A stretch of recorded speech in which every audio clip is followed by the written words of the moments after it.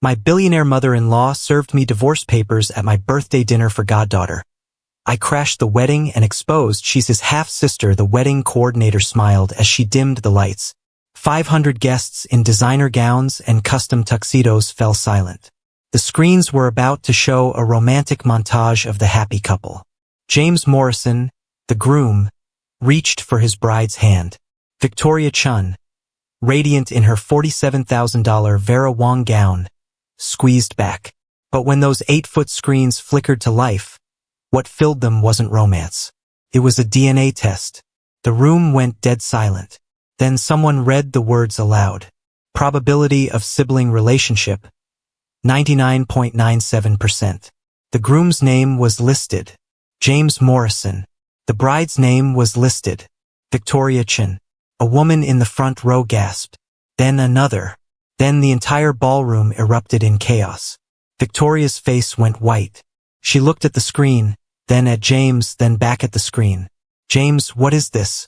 James couldn't speak. His mouth opened but nothing came out. The screen changed. Bank records. Shell companies. Dates and transfers. $23.6 million embezzled over 20 years. Then medical records. Psychiatric medications prescribed to a man who wasn't mentally ill. Then audio. A woman's voice, cold as winter, filled the ballroom. Once we're rid of the broodmare, the fortune is ours. That's when a woman in a catering uniform stepped out of the shadows. She walked through the crowd like she owned the place. Her hands weren't shaking. Her voice was steady when she took the microphone. Hello, Catherine. An older woman in a scarlet gown froze. Catherine Morrison, 58 years old. Silver hair professionally styled. Eyes like chips of ice. She stared at the woman in the catering uniform. You. The woman in the uniform smiled. It wasn't a kind smile. Me. You erased me from my daughter's life. You stole my husband, my home, my identity. You tried to make me disappear. But women like me, we don't disappear. We come back. Family, I need you to understand what happened in that room. The collective gasp wasn't just shock. It was 500 people realizing they were witnessing something unholy. The bride in her Vera Wang gown stumbled backward. The groom went pale as death. And a little girl in a flower girl dress started screaming. Mommy! I want my mommy! The woman in the catering uniform dropped the microphone and ran. She scooped up that little girl and held her tight. I'm here, baby. Mommy's here. I never left. I never stopped fighting. Now, if you've ever been betrayed by the people who were supposed to love you, if you've ever been erased and made to feel like you were nothing, hit that subscribe button. Because what I'm about to tell you is the story of how Amelia Morrison went from broken and forgotten to victorious. And family, this is one you need to hear all the way through. Let me take you back. 3 years earlier. Before the wedding. Before the DNA test. Before the world knew what Catherine Morrison was capable of. 3 years earlier, Amelia Richardson was 28 years old and living what looked like a fairy tale. She was married to billionaire James Morrison. They had been together for 7 years. They had a daughter, 5-year-old Olivia, with her mother's warm brown eyes and her father's stubborn chin. They lived in a $12 million estate in Connecticut. 7 bedrooms, an indoor pool, a garden that looked like something out of a magazine. But here's what you need to understand about fairy tales. Family. The beautiful castle is often the prison. Amelia had been a corporate lawyer, top of her class at Columbia Law. She had a future that would have made her unstoppable. Partner track at a firm in Manhattan. 6-figure salary at 21. Recruiters calling her every week. But then she got pregnant. 6 months into dating James. And his mother, Catherine, had smiled that cold smile and said something that changed everything. A Morrison wife doesn't work, dear. That would be unseemly. Amelia had been sitting in Catherine's formal living room when she said it.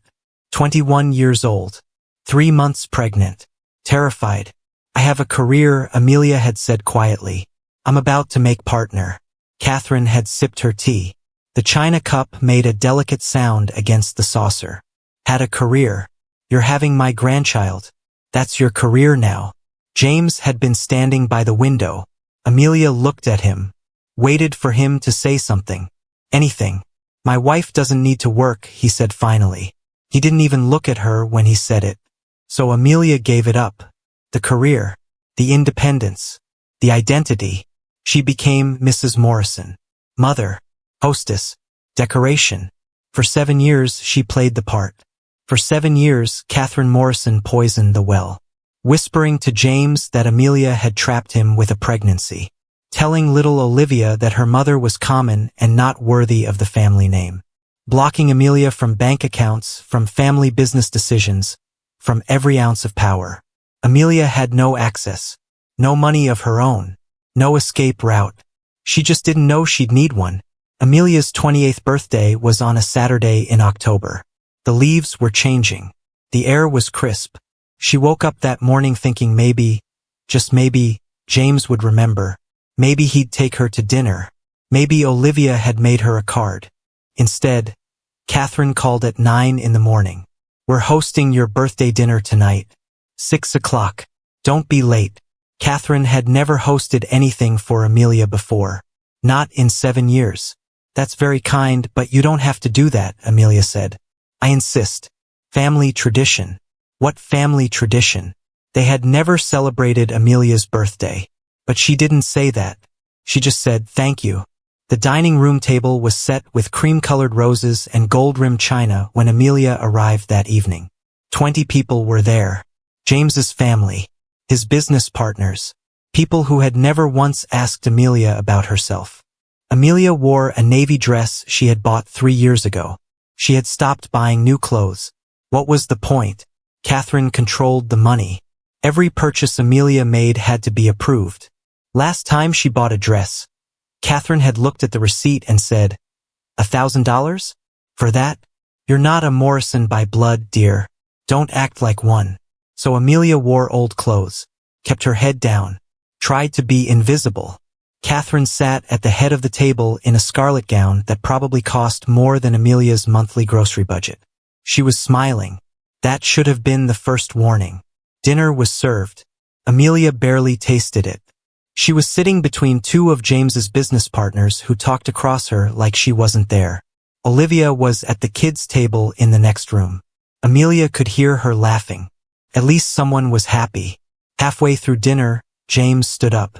Amelia thought he was making a toast. Finally, maybe he'd say something nice.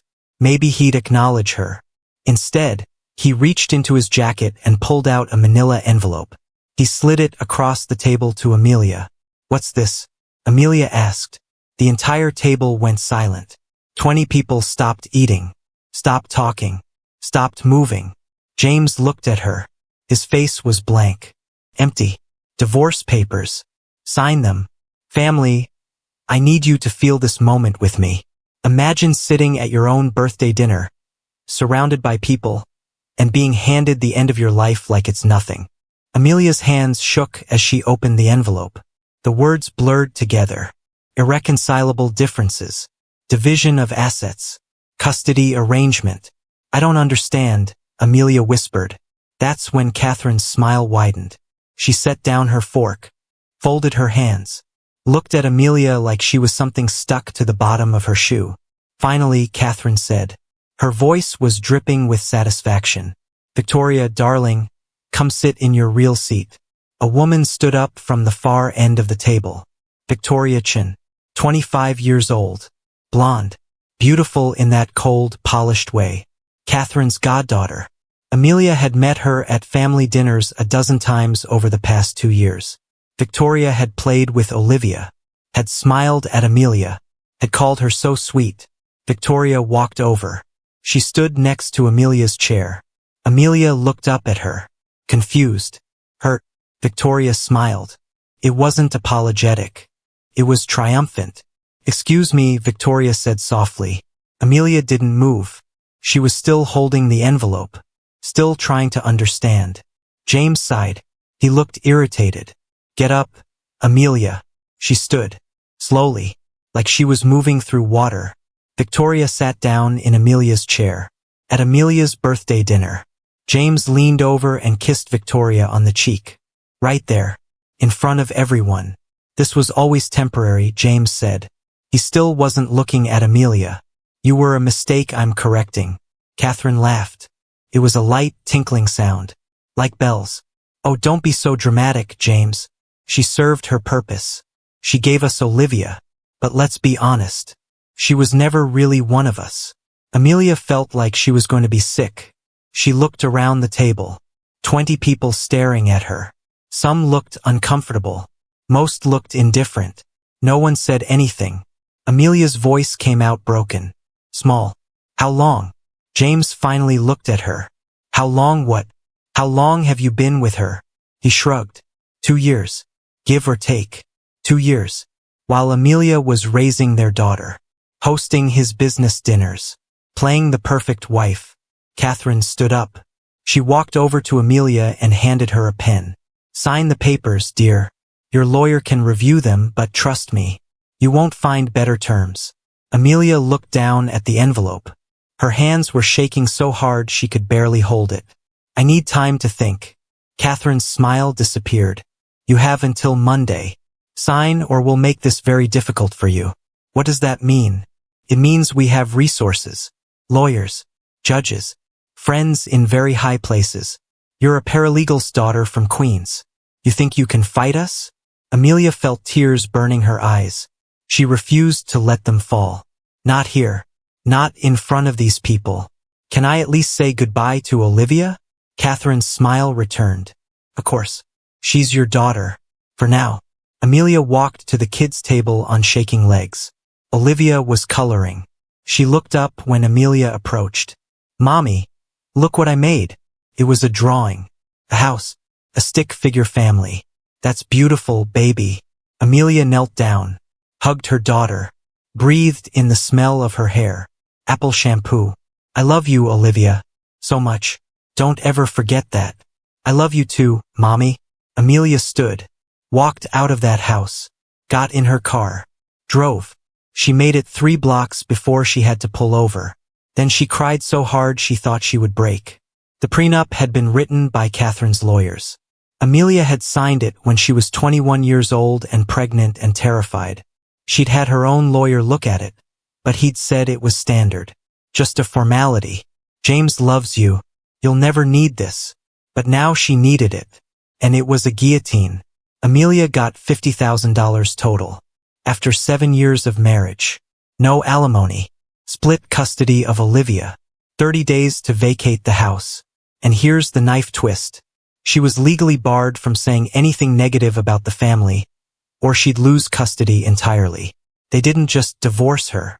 They silenced her. Amelia hired a lawyer with the last of her savings.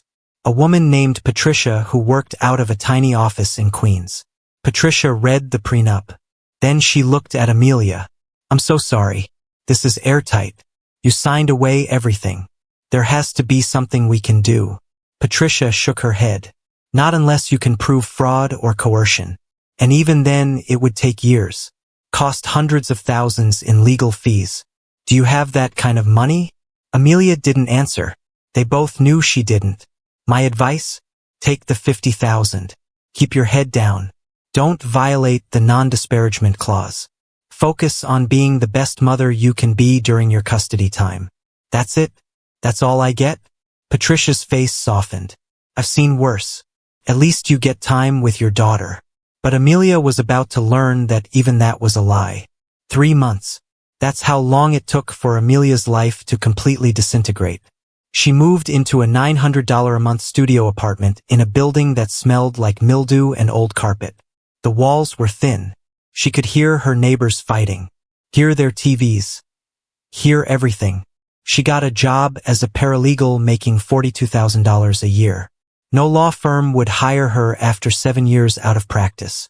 She was rusty, irrelevant, forgotten. She had Olivia every other weekend.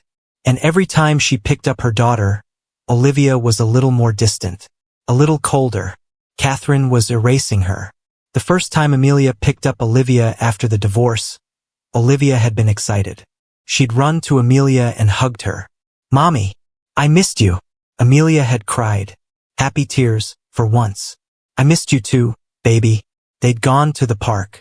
Gotten ice cream. Colored pictures. It had felt almost normal.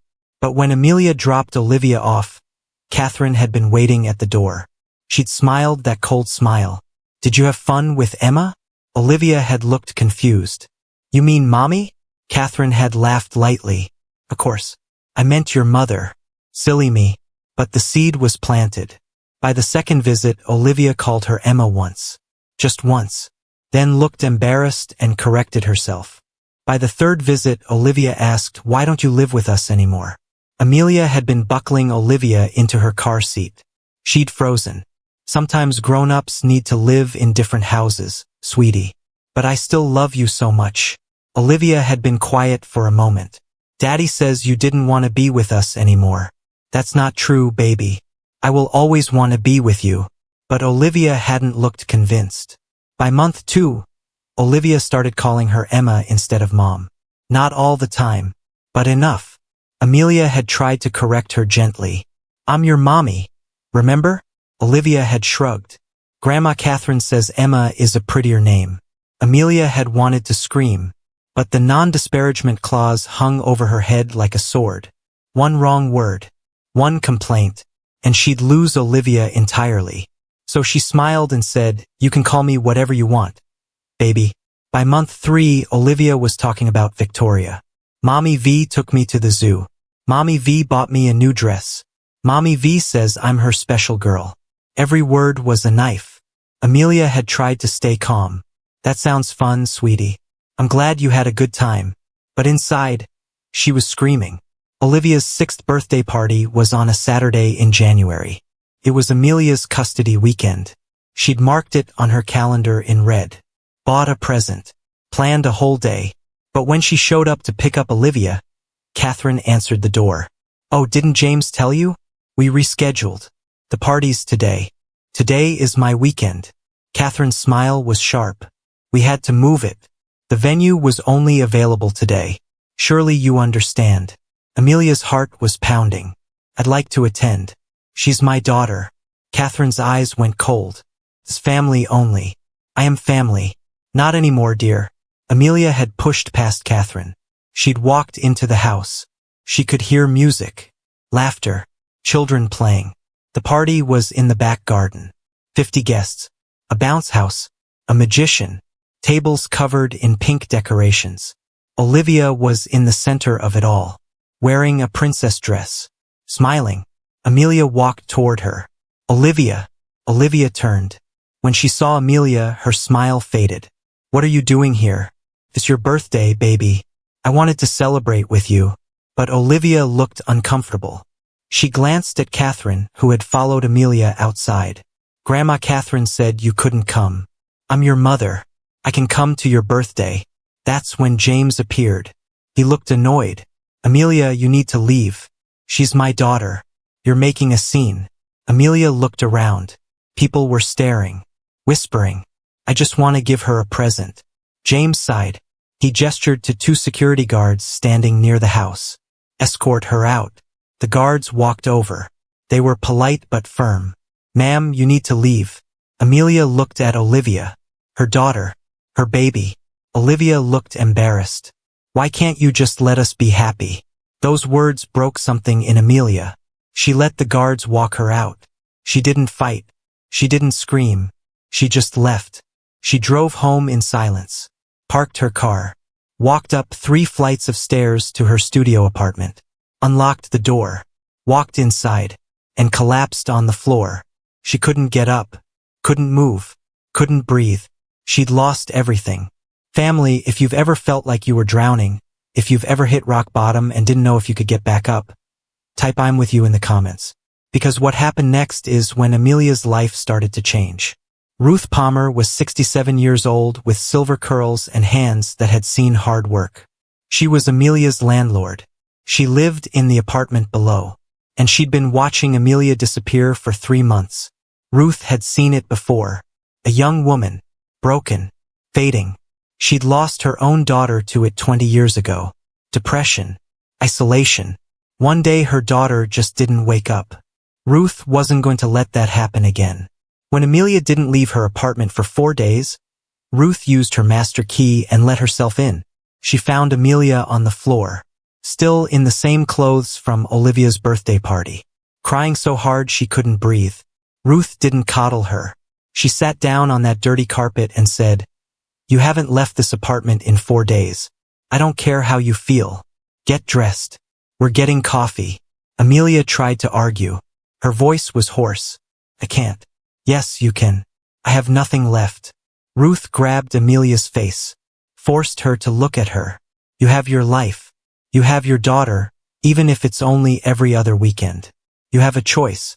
You want to die here or you want to fight. Choose." Amelia closed her eyes. Tears streamed down her face. "I don't know how to fight them." "Then you learn." Ruth stood up, extended her hand. "Get up. Shower. Get dressed. We're leaving in 20 minutes. Amelia took her hand. The coffee shop was 3 blocks away. It was a Sunday morning. Cold. Gray. The kind of day that felt like the world was tired. Amelia looked like a ghost. Messy bun. No makeup. Yoga pants. Old sweatshirt. She didn't care anymore. They stood in line. Ruth ordered a latte. Amelia stared at nothing. Then someone behind them said, "Amelia? Amelia Richardson?" Amelia turned. "Family, do you believe in divine intervention?" Because what happened next was either fate or God deciding Amelia had suffered enough. It was David Gibson, 34 years old, wearing a charcoal suit with the tie slightly loosened, holding a laptop bag. He had kind eyes, brown and warm, with smile lines at the corners even though he wasn't smiling yet. "Holy shit," he said. "It is you. I haven't seen you in, 8 years?" David had been Amelia's friend in high school.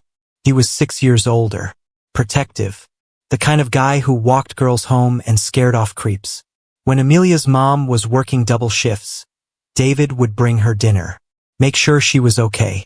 They'd lost touch when Amelia went to law school. Now here he was, like an answered prayer she hadn't prayed. "David," Amelia said quietly. He smiled. Then his smile faded as he really looked at her. "Are you okay?" Amelia's laugh was bitter and broken. "Not really." David looked at Ruth, then back at Amelia. "Are you here with someone? Or can I buy you a coffee?" Ruth answered for her. "Buy her a coffee. I'll get a table."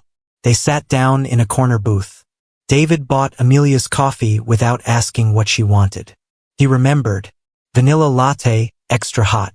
"What have you been up to?" David asked. "Last I heard you were crushing it at Columbia Law." Amelia's hands wrapped around the cup. She stared at it. That was a lifetime ago. What happened? And then family, she told him everything. The marriage. The pregnancy at 21. Giving up her career. Catherine's control. The birthday dinner divorce. Victoria moving into her house. Sleeping in her bed. Parenting her daughter. Olivia calling another woman Mommy V. The $50,000 settlement after 7 years. Living in a studio apartment. Being removed from her own daughter's birthday party. Olivia asking why she couldn't just let them be happy. By the end, Amelia was crying into a napkin that was disintegrating in her hands. David was furious. His jaw was tight. His hands clenched into fists on the table. "What's your ex-husband's full name?" "James Morrison." "Why? Morrison?" As in Morrison Industries. David was already pulling out his phone, typing notes. "Amelia, I'm a private investigator now. I specialize in financial crimes, corporate fraud, money laundering, and I'm telling you right now, if there's dirt on Catherine Morrison, I will find it." "I can't pay you," Amelia whispered. "I have maybe $8,000 left to my name." David reached across the table and took her hand. "I'm not doing this for money. I'm doing this because you're my friend.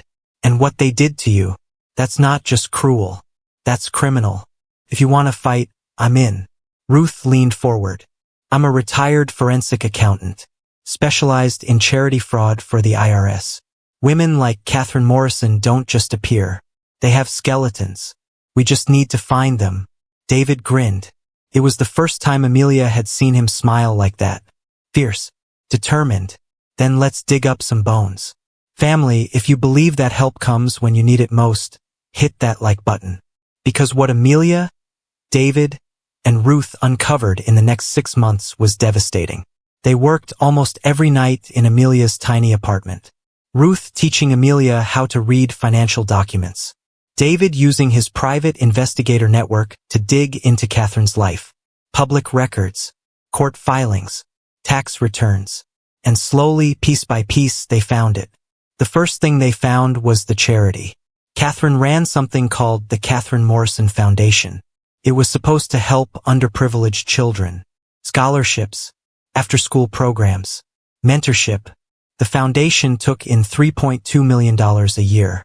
Donations from wealthy families, corporate sponsors, grants. But it distributed less than $100,000. Ruth was the one who caught it. She was sitting on Amelia's couch with a laptop, scrolling through the foundation's tax filings. "Where's the rest of the money going?" Ruth muttered. "What do you mean?" Amelia asked. Ruth turned the laptop around. "Look, 3.2 million in donations, 97,000 in distributions. Even accounting for overhead, salaries, and operating costs, there should be at least 2 million going out every year." But there wasn't. David leaned forward. "Show me the expense reports." Ruth pulled them up. David scanned them. His eyes narrowed. "These are fake." "How can you tell?" He pointed at the screen. Same vendor names repeating. Same invoice amounts. No variation. No supporting documentation. This is textbook embezzlement. Amelia felt her heart start to race. "Can we prove it?" "We need bank records, tax documents, something that shows where the money actually went." David sat back. He pulled out his phone and made a call. "Hey, it's Gibson. I need a favor." He talked for 10 minutes. When he hung up, he was smiling. "I have a contact. Works in offshore banking. If Catherine's moving money to the Cayman Islands, he can find it." Took 3 weeks. 3 weeks of waiting. 3 weeks of Amelia going to work, picking up Olivia every other weekend, pretending everything was fine. Then David called. "We got her." He came over that night. Spread documents across Amelia's tiny kitchen table. Catherine Morrison has 4 shell companies registered in the Cayman Islands. All of them receive regular wire transfers from the foundation's bank account. Over the past 20 years, she's moved $23.6 million. Amelia stared at the documents. She couldn't breathe. This is real. This is real. She's been embezzling for 2 decades. Ruth was reading through the bank statements. Her face was grim. This isn't just embezzlement. This is fraud, conspiracy, tax evasion. She's going to prison for this. But that wasn't even the worst of it. David kept digging. He had contacts everywhere. People who owed him favors. People who liked taking down powerful families. One of his contacts worked in medical records. Technically illegal to access. But David had helped the guy's sister escape an abusive husband. So the guy owed him. David called Amelia at work 2 months into the investigation. "I found something. Can you meet me tonight?" Amelia left work early. Drove to David's office. A small space in a building downtown. 1 desk. 1 chair. Files everywhere. David handed her a folder. Medical records for James Morrison. Amelia opened it. Scanned the pages. He's been on psychiatric medications for 3 years. Antipsychotics. Mood stabilizers. Heavy doses. "I don't understand. James isn't mentally ill." "Exactly. Look at the prescribing doctor." Amelia flipped to the signature. "Dr. Eleanor Hastings." "Who is that?" "Catherine's college roommate. They've been friends for 40 years. Amelia's hands started to shake. "She drugged him?" David nodded. "The medications he's on. They cause paranoia, confusion, suggestibility. She's been controlling him for years." Amelia sat down. Her legs wouldn't hold her. "Oh my God. There's more." David pulled up an audio file on his computer. "One of the housekeepers at the Morrison estate reached out to me. Said she felt bad about what happened to you. She'd been planting nanny cams around the house for her own protection. Recorded conversations." He pressed play. Catherine's voice filled the room. Cold. Clear. "Once we're rid of the broodmare, the fortune is ours." Another voice responded. Younger. Female. "Are you sure this will work? James is already halfway gone. The medications are working. He'll do whatever I tell him. And once he marries you, we'll have everything. Amelia felt sick. Who is she talking to? David paused the audio. That's the question I've been asking. And I think I found the answer. He pulled out another folder. This one was thicker. I had a contact pull adoption records. Took some digging. Some favors. But I found it. He handed the folder to Amelia. She opened it. Read the first page. Birth certificate. Baby girl. Born 25 years ago. Mother's name, Catherine Morrison. Father's name, unknown. Baby given up for adoption. Amelia looked up at David. Catherine had a baby? David nodded. 25 years ago. Right around the time she married James's father. She gave the baby up. Sealed adoption records. No one knew. He pulled out another document. Until 3 years ago, when she tracked down her biological daughter and brought her back into her life. Amelia's vision blurred. She read the name on the adoption papers. Victoria Chin. David nodded slowly. Victoria isn't just Catherine's goddaughter. She's her biological daughter. And Catherine's been grooming her to marry James. But that would mean they're half-siblings. James's father had an affair. Catherine retaliated with her own. Got pregnant. Gave up the baby to avoid scandal. Then spent 25 years planning her revenge. Amelia couldn't speak. Couldn't think. She's making them commit incest. David's face was grim. And neither of them knows. Family, comment where in the world you're watching from. Or just say I'm with you, Mr. Hearthline, because we're in this together. That night, Amelia couldn't sleep. She lay on her lumpy mattress in her tiny apartment and stared at the ceiling. She thought about James. About how he'd changed over the past 3 years. How distant he'd become. How paranoid. She thought he was just stressed from work. But he'd been drugged. She thought about Victoria. 25 years old. Beautiful. Naive. Being manipulated by her own mother into marrying her half-brother. She thought about Catherine. The coldness. The cruelty. The decades of planning. And she thought about Olivia. 6 years old. Caught in the middle of all of this. Amelia got up. Walked to her kitchen table where all the evidence was spread out. Bank records. Medical files. Adoption papers. Audio recordings. She picked up her phone and called David. He answered on the second ring. You okay? No. But I know what I want to do. Tell me. I want to stop the wedding. David was quiet for a moment. The wedding's in 4 months. We'd need to move fast. I don't care. I can't let this happen. It's not just about me anymore. Victoria doesn't know what Catherine's doing. James doesn't know. They're about to commit a crime and they don't even realize it. What are you thinking? I'm thinking we expose everything. Publicly. At the wedding. In front of everyone. That's risky. Catherine has resources. Lawyers. She could bury this. Not if it's public. Not if the media's there. Not if 500 witnesses see it. David was quiet again. Then he said, I'm in. Whatever you need. I need to destroy her the way she tried to destroy me. Then let's do it. They spent the next 4 months planning. David hired a tech specialist. A guy who could hack into anything. They needed access to the wedding venue's AV system. The tech specialist posed as a vendor. Sent the venue's AV company a USB drive. Told them it was a surprise romantic montage for the groom. Play it right before the first dance. The AV company didn't question it. Why would they? Meanwhile, Amelia got herself hired by the catering company. Used a fake name. Dyed her hair. Lost weight from stress. She looked different enough that no one recognized her. Ruth helped compile all the evidence into a presentation. DNA results showing James and Victoria were siblings. Bank records showing the embezzlement. Medical records showing the drugging. Audio of Catherine's voice admitting to the plan. Everything. David contacted the police. Tipped them off. Told them to be outside the venue on the day of the wedding. Arrests would be made. The night before the wedding, Amelia couldn't eat. Couldn't sleep.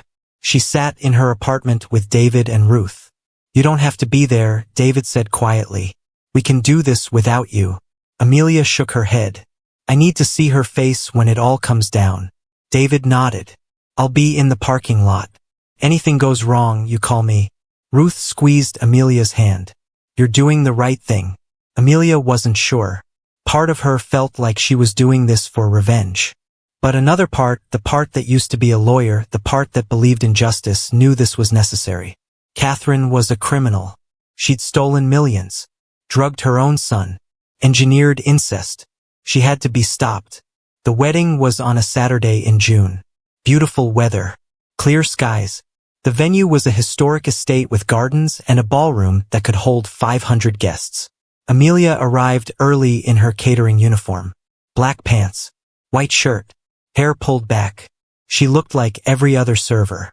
She watched the guests arrive. Designer gowns, custom tuxedos, expensive jewelry. These were the wealthiest families in Connecticut.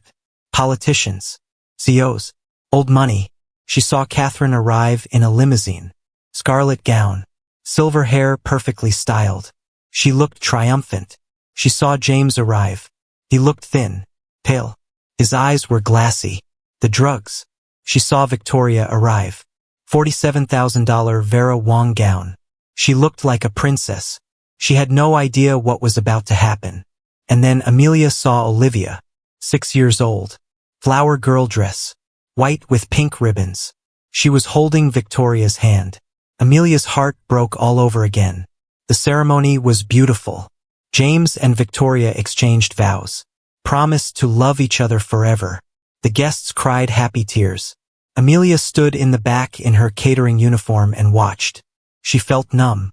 The reception started. Dinner was served. Amelia moved through the crowd with a tray of champagne. Invisible. Then the lights dimmed. The wedding coordinator smiled. It was time for the romantic montage. The screens flickered to life, and Amelia's world changed forever. The DNA results filled the screen. Probability of sibling relationship, 99.97%. The ballroom went silent. 500 people stopped breathing. Then the whispers started. Confused murmurs. Gasps. Someone said, "What does that mean?" Victoria stared at the screen.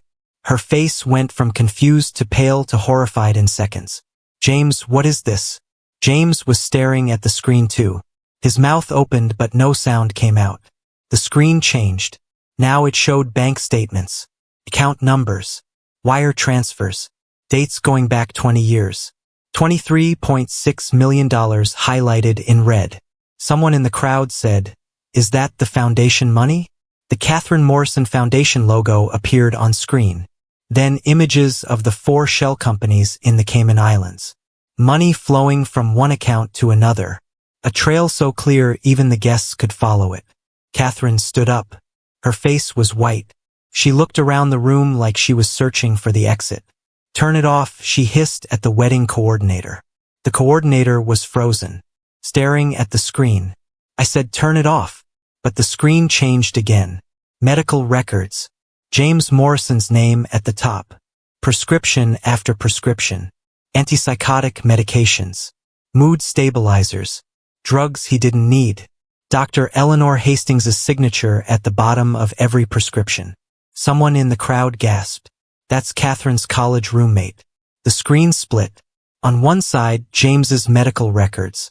On the other, a toxicology report showing the levels of psychiatric drugs in his system. Levels high enough to cause confusion, paranoia, and extreme suggestibility. James was shaking his head, looking at his mother. "What did you do to me?" Catherine didn't answer. She was backing toward the exit. Then the audio played. Catherine's voice filled the ballroom through 8 speakers. Crystal clear. "Once we're rid of the broodmare, the fortune is ours." The crowd erupted. People were standing, shouting, trying to understand what they were hearing. The audio continued. "Are you sure this will work?" That was Victoria's voice. Younger, uncertain. Several people in the crowd recognized it immediately. "Is that Victoria?" "James is already halfway gone. The medications are working. He'll do whatever I tell him. And once he marries you, we'll have everything." Victoria stumbled backward. Her $47,000 gown caught on her heel. She nearly fell. I didn't know. But the screen wasn't done. Adoption records appeared. Birth certificate. Baby girl born 25 years ago. Mother, Catherine Morrison. Baby given up for adoption. Then the adoption was unsealed. The baby's name. The family who adopted her. The Chun family. And finally, a document showing Victoria Chen's DNA matched the biological sample from the birth records. Catherine Morrison was Victoria's biological mother, which meant James Morrison was Victoria's half-brother. The crowd wasn't just gasping anymore. People were screaming. A woman in the front row fainted. 2 men rushed to help her. Victoria was crying, shaking her head. No, this can't be real. James looked like he was going to be sick. He bent over, put his hands on his knees. Catherine tried to run. She made it maybe 10 feet before 2 police officers appeared in the doorway. They'd been waiting outside. David had tipped them off. Catherine Morrison, you're under arrest for embezzlement, fraud, conspiracy, and child endangerment. Catherine fought, tried to pull away from the officers. Do you know who I am? Do you have any idea what kind of lawyers I have? The officer just kept reading her rights. You have the right to remain silent. Anything you say can and will be used against you in a court of law. That's when Amelia stepped out of the shadows. She'd been standing near the back wall in her catering uniform. Invisible. But now she walked forward. Through the crowd. People parted for her. She walked straight to the microphone at the front of the ballroom. The one the best man had used for his toast 20 minutes ago. Her hands were steady when she picked it up. Hello, Catherine. Catherine froze. She was in handcuffs now. The officers were holding her arms. But when she heard Amelia's voice, she went completely still. She turned her head slowly, looked at Amelia. You. The word came out like poison. Amelia smiled. It wasn't a kind smile. It wasn't cruel either. It was just tired. Me. You erased me from my daughter's life. You stole my husband, my home, my identity. You tried to make me disappear. But women like me, we don't disappear. We come back. Catherine's face twisted with rage. You have no idea what you've done. I will destroy you for this. Amelia's smile didn't waver. You already tried. Remember? The police started walking Catherine toward the exit. She was screaming now, threatening, cursing. I'll bury you. I'll take everything. You'll never see your daughter again. But Amelia wasn't listening anymore, because she heard a sound that made her heart stop.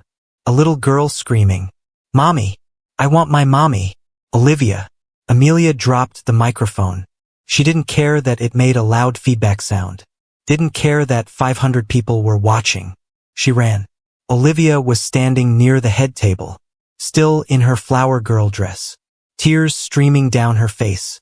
Victoria had been holding her hand but had let go. Victoria was on the floor now, sobbing, in shock. Olivia was alone, terrified, surrounded by chaos. Amelia scooped her up, held her tight. I'm here, baby. Mommy's here. I never left. I never stopped fighting. Olivia wrapped her arms around Amelia's neck and sobbed. I'm scared. I know. But you're safe. I promise you're safe. Amelia carried Olivia out of the ballroom, away from the chaos, away from the screaming. She found a quiet hallway, sat down on a bench, held her daughter. Olivia cried for a long time. Amelia just held her, rocked her, whispered that everything would be okay. Finally, Olivia's sobs quieted. She pulled back and looked at Amelia with red, puffy eyes. Was that all true? What the screens said? Amelia nodded. Yes, baby. It was true. Grandma Catherine is a bad person. Grandma Catherine did bad things. Very bad things. And Daddy, and Victoria. Olivia couldn't finish. She was only 6. How could she possibly understand? They didn't know, Amelia said gently. Your daddy and Victoria didn't know they were related. Grandma Catherine lied to them. She lied to everyone. Why? Amelia didn't have a good answer for that. How do you explain evil to a 6-year-old? Sometimes people do terrible things because they're angry or hurt or they want power. But that doesn't make it okay. Olivia was quiet for a moment. Then she said, I called you Emma. Amelia's heart broke. I know. Grandma Catherine told me to. She said you weren't really my mommy anymore. I'm always your mommy, no matter what anyone says. Olivia started crying again. I'm sorry. I'm so sorry. Amelia pulled her close. You don't have to be sorry. You didn't do anything wrong. You're just a little girl. None of this is your fault. They sat there for a long time. Amelia didn't know how long. Eventually, David found them. Hey, he said softly. Amelia looked up. David was standing a few feet away. He looked worried. Are you okay? Amelia nodded. She wasn't, but she would be. David looked at Olivia. Hi, Olivia. I'm David. I'm a friend of your mom's. Olivia studied him with those big brown eyes. Did you help my mom? I tried to. Olivia nodded slowly. Then she looked back at Amelia. Can we go home? Amelia stood up, still holding Olivia. Yes, baby. We can go home. David drove them. Amelia sat in the back seat with Olivia. Her daughter fell asleep with her head on Amelia's lap. David glanced in the rearview mirror. The police arrested Victoria too. Conspiracy and fraud. She might get a lighter sentence since she was being manipulated. But she still participated. Amelia nodded. She felt bad for Victoria, but not bad enough to forgive her.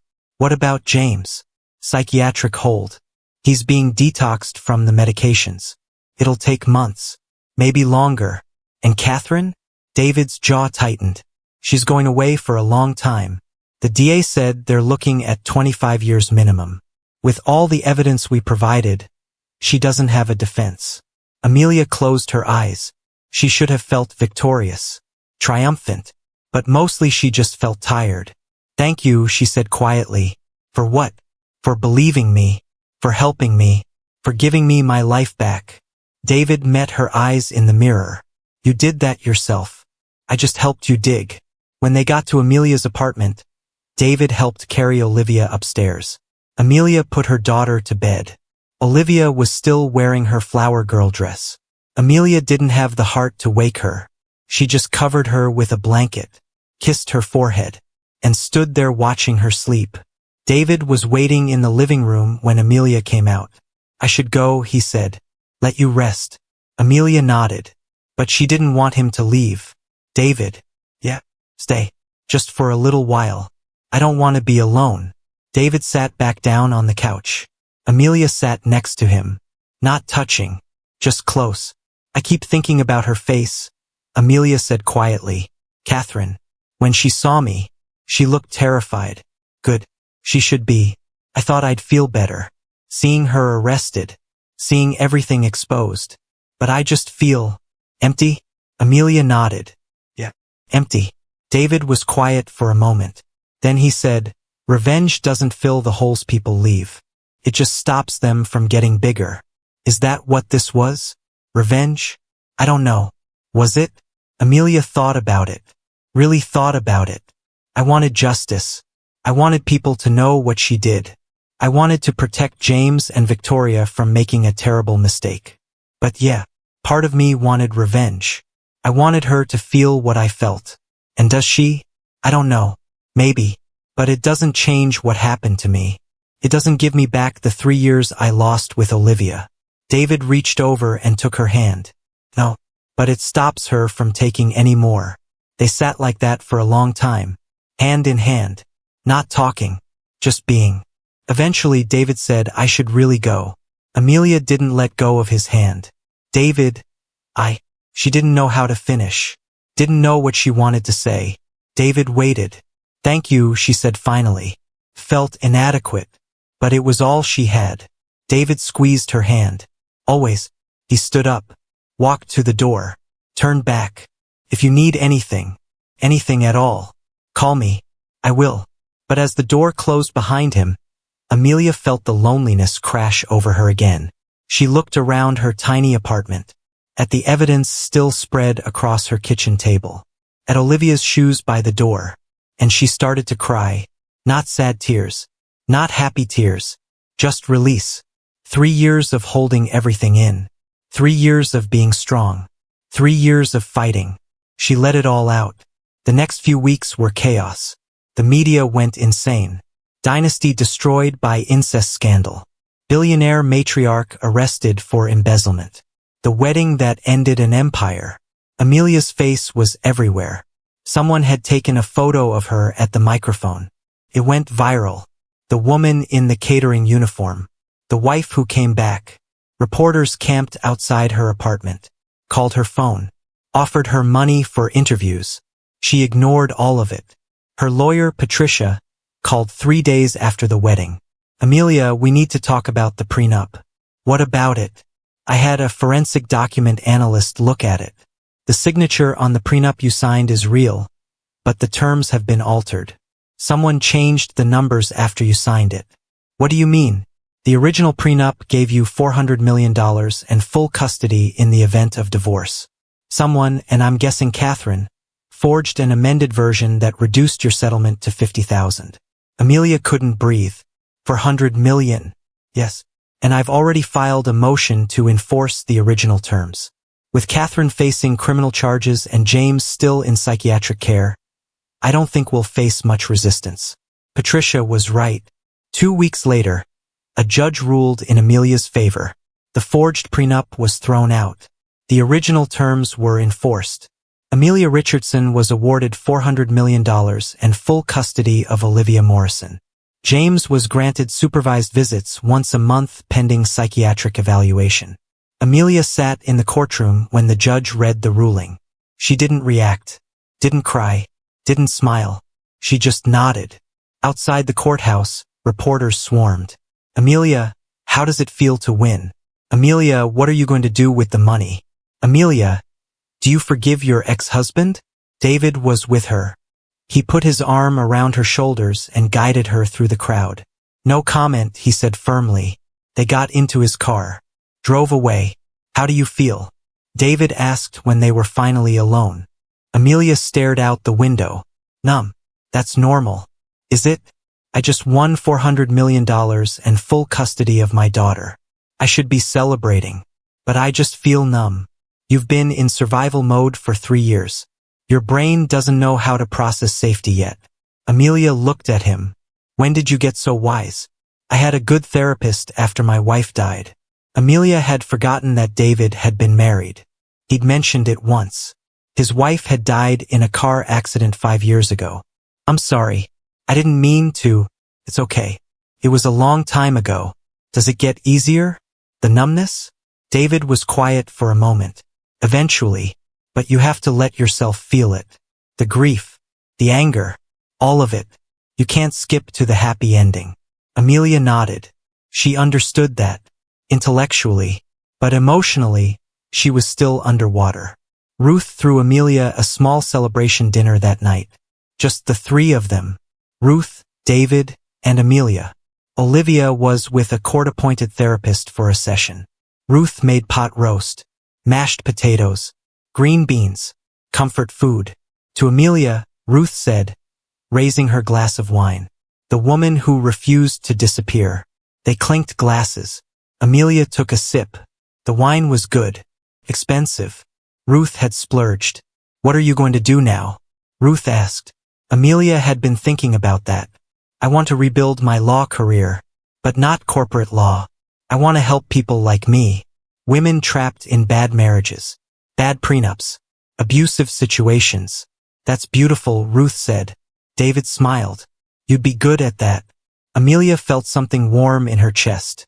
Not happiness exactly, but maybe the beginning of it.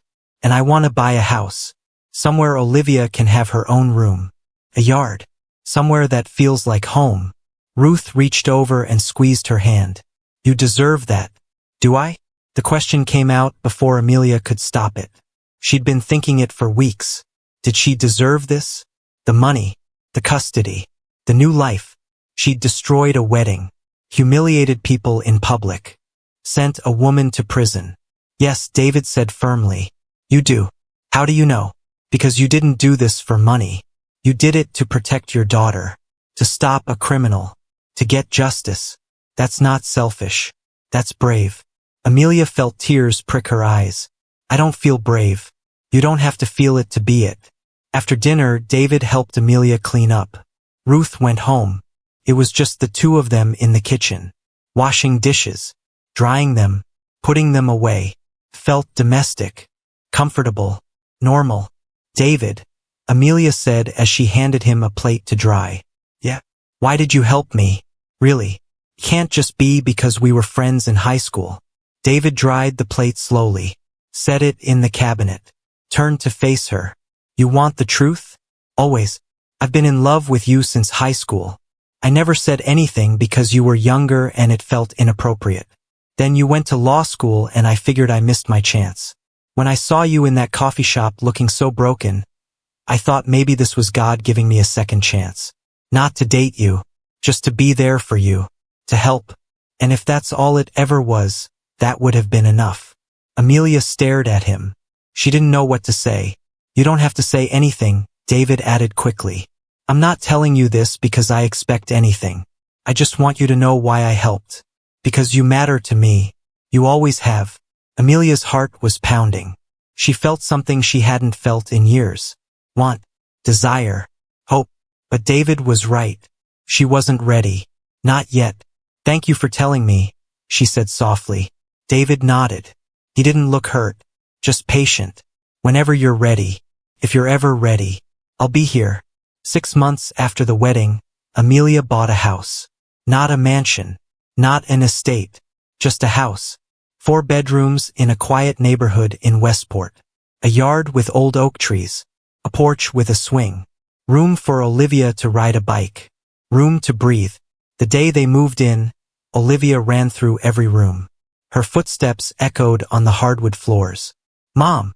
Mom! Come see my room. Amelia followed her upstairs. Olivia was standing in the middle of a bedroom painted soft yellow. Windows overlooked the backyard. There was space for a bed, a desk, bookshelves. Do you like it? Olivia turned to her. Her eyes were shining. It's perfect. Amelia knelt down. This is your room. Your space. You can decorate it however you want. Can I paint it purple? You can paint it purple with pink polka dots if you want. Olivia giggled. It was the first time Amelia had heard her really laugh in months. That night, they slept on air mattresses because the furniture hadn't arrived yet. Olivia insisted on sleeping in Amelia's room. I'm not scared, Olivia said. I just want to be with you. Amelia pulled her close. I want to be with you too. They lay there in the dark. The house made settling sounds. Creaks and groans. Learning to hold them. Mom? Yeah, baby? Are you happy? Amelia thought about it. Really thought about it. I'm getting there. Me too. Amelia started therapy the next week. A woman named Dr. Sarah Chen who specialized in trauma. No relation to Victoria. Different Chen family. Amelia had checked. Dr. Chen's office was warm. Comfortable chairs. Soft lighting. A box of tissues on the table. Tell me why you're here, Dr. Chen said. Amelia sat down. Folded her hands in her lap. I won. I got everything I wanted. My daughter. My money. My life back. But I don't feel like I won. I feel like I'm waiting for the other shoe to drop. That's normal after prolonged trauma. Your nervous system is still in survival mode. How do I turn it off? You don't turn it off. You teach it that you're safe now. And that takes time. How much time? Dr. Chun smiled gently. As much as you need. They worked together twice a week. Amelia talked about the marriage, the control, the birthday dinner, the 3 months of hell, the investigation, the wedding, and she talked about the guilt. I destroyed a wedding, Amelia said during their 5th session. In front of 500 people.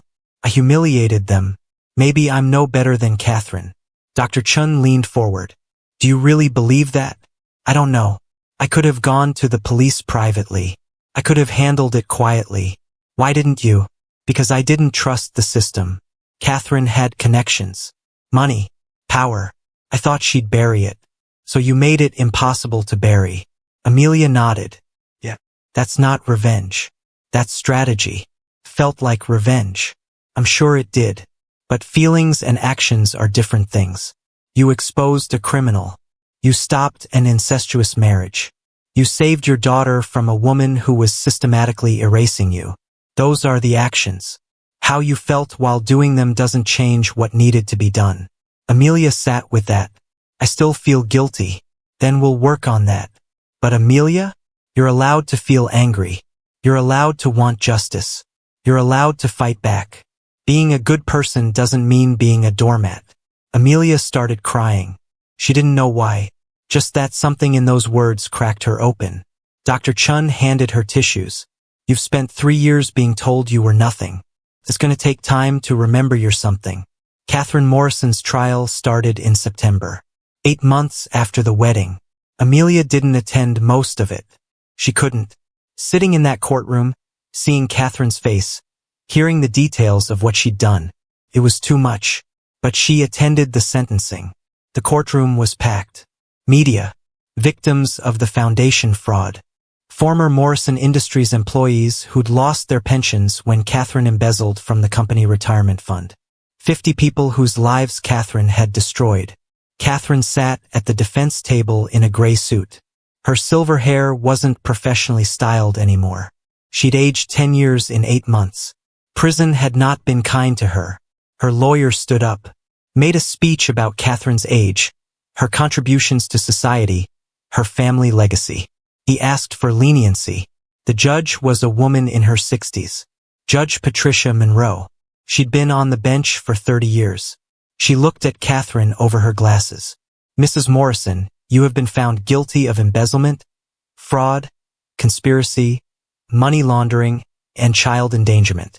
The evidence against you was overwhelming. You stole $23.6 million from a charitable foundation meant to help underprivileged children. You drugged your own son to control him. You engineered an incestuous marriage for financial gain. You destroyed lives without remorse. Catherine's lawyer tried to interrupt. Your Honor, if I may. Judge Monroe held up her hand. You may not. I've heard enough. She looked back at Catherine. Do you have anything to say for yourself? Catherine stood. For a moment, Amelia thought she might apologize, might show some remorse. Instead, Catherine said, I did what I had to do to protect my family's legacy. The courtroom erupted. People were shouting. The judge banged her gavel. Order. Order in this court. When everyone quieted, Judge Monroe looked at Catherine with something like disgust. You protected nothing. You destroyed everything. And now you will pay the consequences. She read the sentence. 25 years in federal prison. No possibility of parole. Catherine didn't react. Just stood there, stone-faced. But Amelia saw something in her eyes. Fear. Catherine Morrison, who had controlled everything and everyone, was terrified of being powerless. Good, Amelia thought. Let her feel what I felt. After the sentencing, reporters swarmed Amelia outside the courthouse. How do you feel about the verdict? Do you think justice was served? Will you forgive Catherine Morrison? Amelia stopped, looked at the cameras, and for the first time since the wedding, she spoke publicly. Catherine Morrison tried to erase me. She tried to make me believe I was nothing. But I'm still here, and she's going to prison. That's not forgiveness. That's justice. And it's enough. She walked away. David was waiting by the car. That was good, he said. Was it?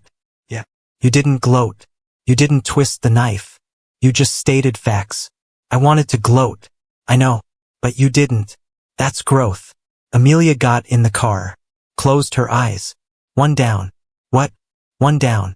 Still have to deal with James and Victoria. Victoria Chen's trial was different. Her lawyer argued she'd been manipulated by Catherine her entire life, that she was a victim too. The prosecution disagreed. They showed emails between Victoria and Catherine from the past 2 years. Plans to take over Morrison Industries. Discussions about eliminating Amelia. Victoria had known some of what was happening. Maybe not the incest, but the financial fraud, the drugging, she'd known. The jury found her guilty of conspiracy and fraud. But the judge was more lenient. 10 years. Possibility of parole in 7. Victoria cried when she heard the sentence. Real tears. Broken sobs. Amelia watched from the gallery. She felt bad for Victoria. A little. Victoria had been groomed by Catherine since childhood, told she was special, chosen, destined for greatness. But Victoria had also moved into Amelia's house, slept in Amelia's bed, played mother to Amelia's daughter, and she'd known Amelia was suffering, so Amelia's sympathy only went so far. 3 weeks into Victoria's sentence, Amelia received a letter, forwarded from the prison. She almost threw it away, but curiosity won. She opened it. Dear Amelia, I know you have no reason to read this, no reason to care what I have to say, but I need to tell you I'm sorry. I didn't know about the incest. I swear to you I didn't know. When I saw those DNA results on the screen, I wanted to die. I still want to die most days. But I did know other things. I knew Catherine was controlling James. I knew she'd pushed you out. I knew you were suffering. And I didn't care. I told myself you were weak. That you didn't deserve him. That I was better. I was wrong. About everything. You're not weak. You're the strongest person I've ever seen. You lost everything and you fought your way back. I lost nothing and I crumbled. I don't expect forgiveness. I don't deserve it. I just wanted you to know that I see you now. I see what I did. And I'm sorry. Victoria Amelia read the letter 3 times. Then she folded it up and put it in a drawer. She never responded. Some apologies don't earn forgiveness. They just earn acknowledgement. And that was enough. James Morrison spent 6 months in psychiatric care, detoxing from the medications Catherine had been giving him, the antipsychotics, the mood stabilizers, the drugs that had turned him into a puppet. When he came out, he was different, clearer, but broken. His lawyer called Amelia. James would like to see Olivia. Amelia's first instinct was to say no, to protect Olivia from more pain. But Dr. Chun had talked to her about this. Olivia deserves to make her own choice about her relationship with her father. You can guide her, protect her, but don't decide for her. So Amelia sat Olivia down. She was 7 now, old enough to understand some of it. Your dad wants to see you. You don't have to say yes. But if you want to, we can arrange it. Olivia was quiet for a long time. Will you be there? I can be. If you want. Olivia nodded slowly. Okay, I'll see him. But I want you there. The visit was supervised. A therapist's office. Neutral territory.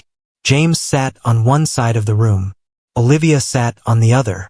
Amelia sat next to Olivia. James looked terrible. He'd lost weight. His eyes were sunken. His hands shook. Hi, Olivia, he said quietly. Hi. Silence. I'm sorry, James said. I know that doesn't mean much, but I'm sorry for everything. Olivia stared at him. Did you really not know? About the drugs? James shook his head. I didn't know. Your grandmother told me they were vitamins. Supplements. I trusted her. Why? Because she's my mother. I thought mothers didn't hurt their children. Olivia's voice was small. You hurt me. James started crying. Big, broken sobs. I know I did. And I'm so sorry. I let her control me. I let her push your mom away. I didn't fight for you. I should have fought for you. Olivia didn't cry. She just watched him. Why didn't you? James wiped his eyes. I don't know. I was weak. I was scared. I made excuses. And you paid the price. Olivia looked at Amelia. Can we go? Amelia nodded. Yeah, baby. We can go. As they stood up, Olivia turned back to James. I don't forgive you. Not yet. Maybe not ever. But I don't hate you either. James nodded. That's more than I deserve. They left. In the car, Olivia was quiet. How do you feel? Amelia asked. Olivia shrugged. Sad. For him. But also mad. Is that okay? That's very okay. I don't want to see him again for a while. Okay. But maybe someday? Maybe someday. Family, if you've ever had to set boundaries with people you love, if you've ever had to choose yourself even when it hurt, hit that like button. Because what Olivia did took courage. And she was only 7 years old. James tried to rebuild his life. But it was impossible. Morrison Industries had been sold off to pay restitution for Catherine's embezzlement. The family fortune was gone. The house was gone. Everything. James got a job as a financial consultant. making $60,000 a year, living in a one-bedroom apartment, driving a 10-year-old car. He went to therapy, tried to process everything, tried to understand how he'd let it happen. But the truth was simple. He'd been weak, and weakness, when combined with cruelty, destroys lives. He saw Olivia once a month, supervised visits. They'd have lunch, talk, but Olivia never warmed up to him. She was polite, kind even, but distant. The little girl who used to climb on his lap and ask him to read stories was gone. In her place was someone who'd learned too young that parents could fail you. James knew he'd done that, failed her, and there was no taking it back. 5 years after the wedding, Amelia saw James one more time. It wasn't planned. She was at a charity gala, accepting an award for her work helping women escape abusive marriages. She'd started a foundation, the Morrison Foundation, named after Olivia, not James. It provided legal aid, housing assistance, and financial support to women trapped in controlling relationships. In 5 years, they'd helped over 200 women. Amelia was standing at the bar during the gala, waiting for a drink, when she saw him, James, at the other end of the room, watching her. He looked older, grayer, tired. Their eyes met. He lifted his glass in a small salute, like he was acknowledging something. Her success, her survival, his failure. Amelia didn't salute back, just nodded once. Then she turned away. Later, she heard he'd been there with a date. Some woman he'd met at work. They'd left early. The bartender told her James had been talking about her. He said, "That was my family. That was my wife, my daughter, and I lost them because I was weak." The bartender had asked what happened. James had just said, "I listened to the wrong people, and I lost everything that mattered." Amelia felt something when she heard that. Not satisfaction, not pity, just sadness, for what could have been, for the family they might have had, for the man he might have been if he'd been stronger. But mostly she felt grateful. Grateful she'd gotten out. Grateful she'd fought. Grateful she'd survived. While James was falling apart, Amelia was rebuilding. Not just her life, herself. She went back to law school, took refresher courses, passed the bar again, started her own practice. The Morrison Foundation became her life's work. Ruth worked with her as a consultant. David's PI firm partnered with them to investigate abusive spouses and uncover hidden assets. They were a team, and slowly, carefully, Amelia and David became something more. Started small. Coffee meetings that turned into dinners. Dinners that turned into long conversations on her porch swing. Conversations that turned into comfortable silences. 2 years after the wedding, David showed up at her house on a Saturday morning. "I'm taking you somewhere," he said. "Where?" "It's a surprise. Trust me." Olivia was at a friend's house. Amelia had the day free. She got in his car. He drove them to the beach, a quiet stretch of sand in Rhode Island. It was October, too cold to swim, but perfect for walking.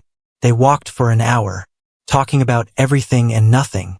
Work, Olivia, the foundation, Ruth's new cat. Then David stopped walking. "Amelia, I need to tell you something."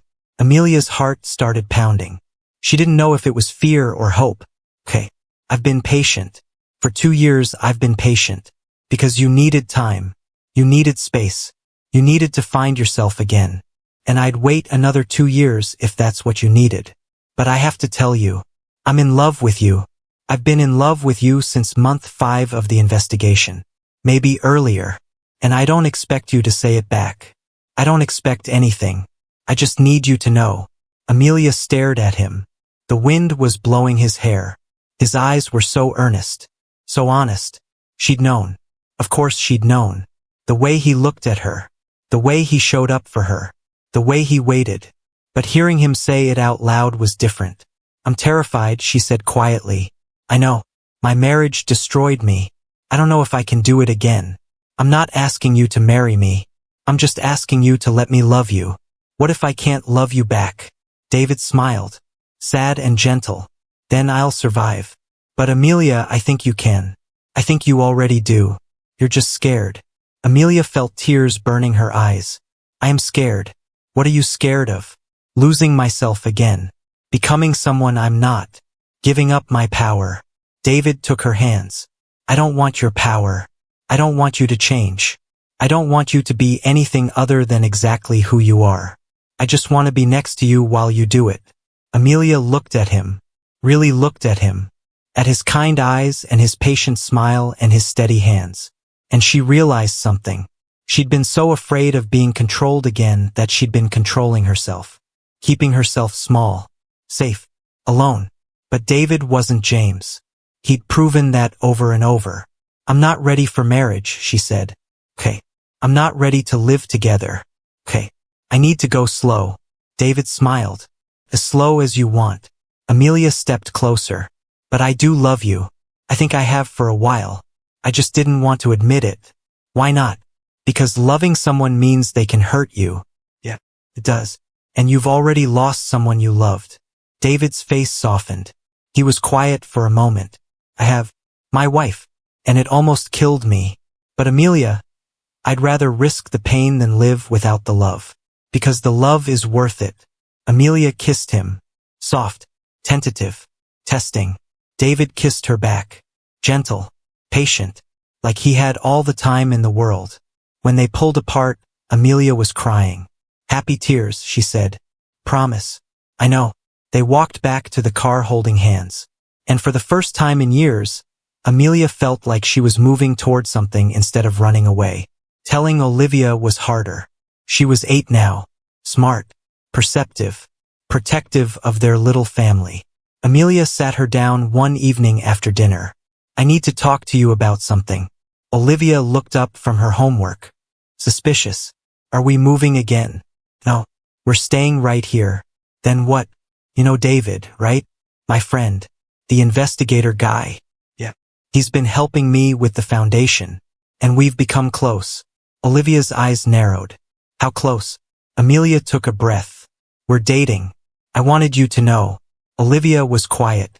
Amelia couldn't read her face. Do you love him? Amelia nodded. I do. More than you loved Dad? That's not a fair comparison, baby.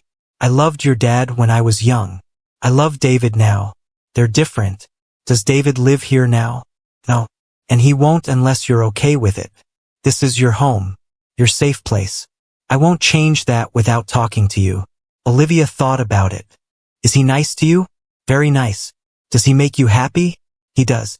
Olivia sighed, like she was carrying the weight of the world. Okay. He can be your boyfriend. But I'm watching him. Amelia laughed. That's fair. And if he's mean to you, I'll tell Ruth and she'll beat him up. I don't think Ruth would beat anyone up, baby. You don't know Ruth like I do. David started coming to dinner once a week. Then twice. Then 3 times. He never pushed. Never tried to be Olivia's dad.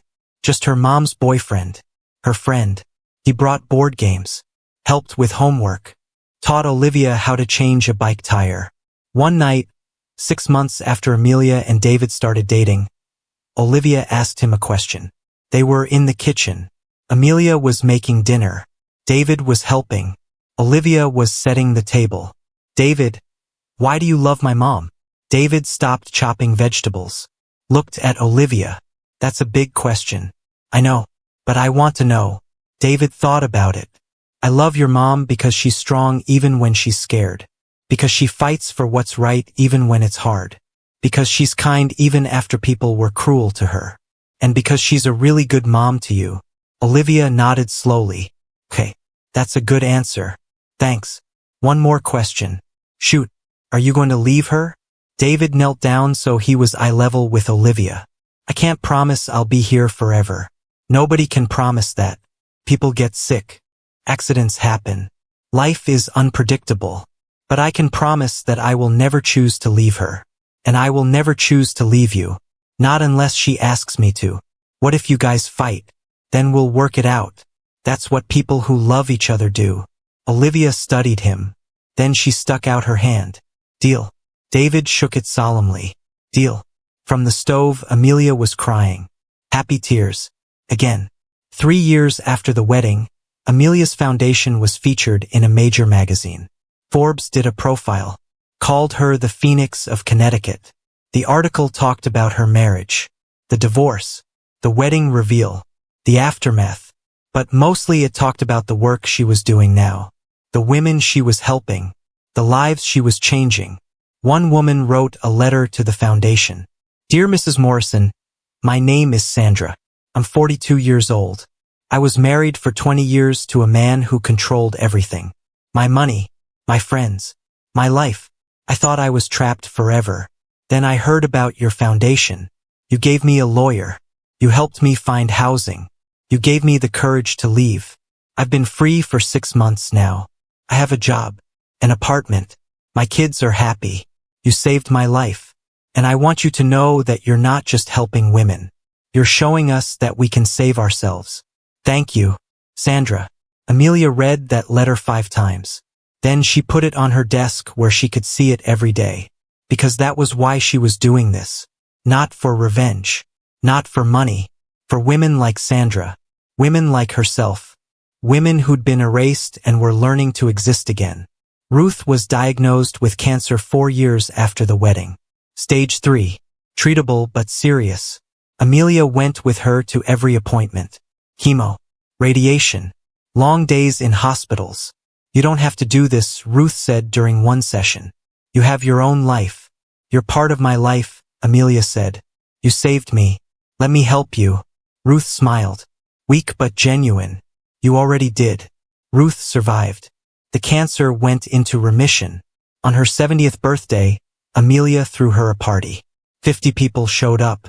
Women from the foundation, David's co-workers, Olivia's friends, a whole community that had grown around them. Ruth stood in the middle of Amelia's living room and cried. I lost my daughter 20 years ago. I thought I'd never have family again. But here you are. All of you. Thank you. Amelia hugged her. You gave me a reason to fight. This is the least I can do. 5 years after the wedding, Amelia was invited to speak at a humanitarian gala. She was receiving an award for her foundation work. The gala was at a hotel in Manhattan. Black tie, 500 guests. Felt like déjà vu. But different. Better. David went with her. He wore a tuxedo. Amelia wore a navy gown. Simple. Elegant. Hers. Olivia came too. 11 years old now. In a dress she'd picked out herself. Silver with sparkles. She was growing up. Getting tall. Losing the roundness of childhood. Becoming herself. Amelia's name was called. She walked to the stage. The applause was deafening. She stood at the podium. Looked out at 500 faces. And she felt something she hadn't felt in a decade. Pride. Thank you, she said. Her voice was steady. Strong. This award means more to me than you can imagine. 5 years ago, I was living in a studio apartment. I'd lost my daughter. My identity. My life. I thought I'd never be whole again. The room was silent. But I learned something. You can't erase a person. Not really. You can try. You can take their money, their home, their reputation. But you can't take their will, their voice, their choice to fight back. People were nodding. So I fought. With the help of people who believed in me when I didn't believe in myself. And now I'm here, helping other women fight. Because nobody should be erased. Nobody should be silenced. Nobody should be told they're nothing. The applause started. Amelia kept talking. This award isn't for me. It's for every woman who's been told she doesn't matter. Who's been controlled and diminished and hurt. You matter. Your voice matters. Your life matters. And if you're watching this and you're trapped, I want you to know something. You can come back. You can rebuild. You can win. But you have to choose to fight. Standing ovation. 500 people on their feet. Amelia looked at the front row. David was crying. Olivia was clapping. Ruth was smiling. Her family. The one she'd chosen. The one she'd built. After the ceremony, reporters asked Amelia for a quote. How does it feel to go from rock bottom to this? Amelia thought about it. Feels like I died and came back to life. Like I was erased and rewrote myself. Feels like justice. And it feels like the beginning, not the end. What's next for you? More of the same. Helping women. Raising my daughter. Living my life on my terms. Do you have anything to say to Catherine Morrison? Amelia paused. I hope she's finding peace. I really do. Because holding on to hatred and control doesn't just hurt other people. It destroys you from the inside. She could have had love, family, connection, but she chose power. And now she has nothing. I don't hate her anymore. Pity her. That quote went viral. The woman who pitied her abuser. Some people thought it was weak. Others thought it was powerful. Amelia didn't care what people thought. She knew her truth. That night, back at home, Amelia tucked Olivia into bed. Mom, Olivia said sleepily. Yeah, baby? I'm proud of you. Amelia's throat tightened. Thank you, sweetheart. Are you proud of you? Amelia thought about it. Yeah, I am. Good. You should be. Olivia fell asleep. Amelia sat there for a while, watching her breathe. This girl she'd fought so hard to keep. Downstairs, David was waiting. She okay? She's perfect. They sat on the porch swing. The night was warm. Stars were out. David took her hand. I'm proud of you too. You know that, right? I do. You've built something beautiful. The foundation. Your life. Your relationship with Olivia. All of it. Couldn't have done it without you. David smiled. You could have. But I'm glad you didn't have to. They sat in comfortable silence. Rocking gently. David, Amelia said. Yeah. Ask me again. Ask you what? You know what? David turned to look at her. His eyes were soft. Are you sure? Amelia nodded. I'm sure. David got down on one knee. Right there on the porch. He pulled a small box from his pocket. Amelia Richardson, will you marry me? Amelia was crying. Happy tears. Always happy tears now. Yes. He slid the ring on her finger. Simple. Gold. Perfect. They kissed. Soft and deep and full of promise. Inside, Olivia was watching from her bedroom window. She smiled, then went back to bed. Everything was going to be okay. Somewhere across the state, in a bar in New Haven, James Morrison sat alone. He was watching the humanitarian gala on the TV above the bar. He saw Amelia accept her award, saw her give her speech, saw her standing with David and Olivia in the photo afterward. They looked happy, whole, complete. The bartender noticed him staring. You know her? James took a drink. That was my wife. My family. What happened? James was quiet for a long time. I listened to the wrong people. I was weak, and I lost everything that mattered. The bartender shook his head. That's rough, man. Yeah. James finished his drink, left cash on the bar, walked out into the night. He drove to his one-bedroom apartment, parked, sat in his car for a while. He thought about calling Olivia, but what would he say? She tolerated him. Barely. She'd never forgive him. Not really. He thought about calling Amelia, apologizing again, but she'd moved on. She didn't need his apologies. He thought about his mother, rotting in prison, dying alone, and he realized something. He was becoming her, alone, bitter, full of regrets. He could change that. He could do better, be better, but it would take work, hard work, and he didn't know if he had it in him. He went inside, turned on the TV, tried not to think about what he'd lost.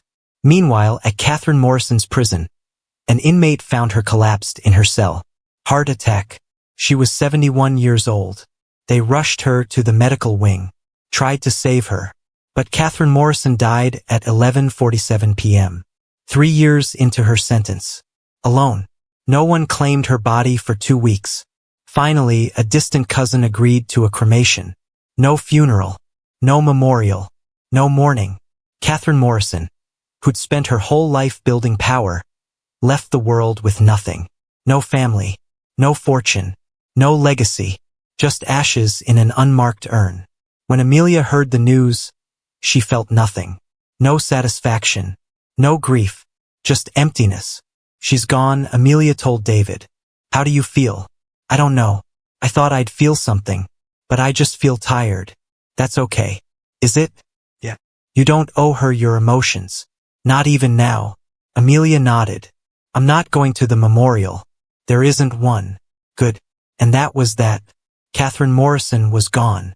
and the world kept turning.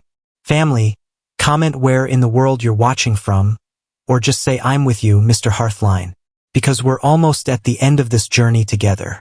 Amelia and David got married 2 years later. 7 years after the wedding that never was. Small ceremony. 50 people. The backyard of their house. Olivia was the maid of honor. 13 years old and beautiful. Ruth officiated. She'd gotten ordained online just for this. Amelia wore a simple white dress. David wore a gray suit. They wrote their own vows. David went first. Amelia, 7 years ago I found you in a coffee shop looking broken. And I fell in love with your resilience. Your strength. Your refusal to stay down. I promise to honor that strength. To support your work. To love your daughter like she's my own. To be your partner, not your owner. To choose you every day for the rest of my life. Amelia was crying before she even started. David, you showed up when I needed you most. You helped me fight without asking for anything in return. You loved me when I couldn't love myself. I promised to trust you, to let you in, to build a life with you that's based on respect and equality and love. I promised to choose you too, every single day. They kissed. Everyone cheered. Olivia was smiling through tears. Later, at the reception, Olivia gave a speech. Most people have to give speeches about people they barely know. But I know my mom. And I know David. And I know they're perfect together. My mom taught me that the worst thing someone can do isn't hurting you. It's making you believe you deserve it. She never believed she deserved what happened to her. She fought. She won. And now she's happy. David, you make my mom happy. So welcome to the family. But I'm still watching you. Laughter. Applause. David stood up and hugged her. I wouldn't expect anything less. The party went late into the night. Dancing. Laughter. Joy. For the first time in a decade, Amelia felt completely at peace. She'd lost everything. And she'd built something better. Family, here's what I need you to understand about this story. Amelia didn't win because she got revenge. She won because she chose herself. Because when the world tried to erase her, she said no. I'm still here. She won because she had people. Ruth and David. People who saw her worth when she couldn't see it herself. She won because she fought with dignity, not destruction. She exposed criminals. She stopped a terrible crime.